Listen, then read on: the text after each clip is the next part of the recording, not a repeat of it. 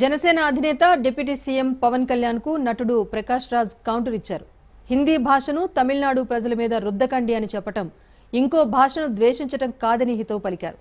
స్వాభిమానంతో మాతృభాష తమ తల్లిని కాపాడుకోవటమన్న ప్రకాష్ రాజ్ ఈ విషయాన్ని పవన్ కళ్యాణ్ కు ఎవరైనా చెప్పండి ప్లీజ్ అంటూ కామెంట్ చేశారు.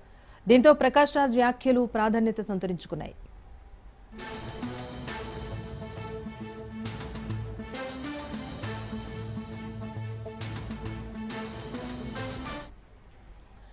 నిన్న జనసేన ఆవిర్భావ దినోత్సవం సందర్భంగా పవన్ కళ్యాణ్ బహుభాషా విధానం పైన పలు కీలక వ్యాఖ్యలు చేశారు.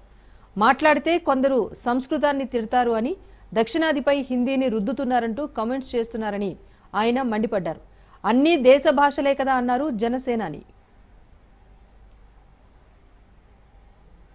తమిళనాడు నుంచి నాకు ఎంతో ప్రేమనిచ్చారు. మన స్పీచ్లు చూస్తారంటే నాకు తెలియదు.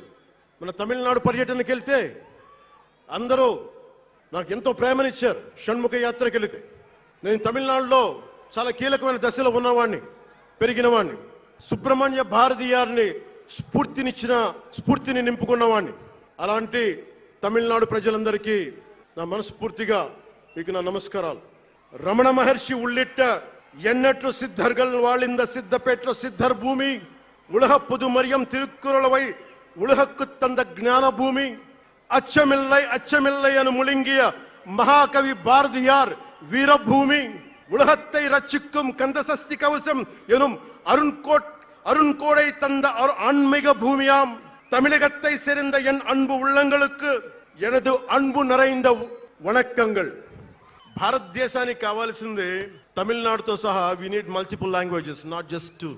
We need multiple languages to keep not just for the integrity of the country but also to understand each other, to share love with each other. అందుకనే బహుభాష భారతదేశానికి మంచిది.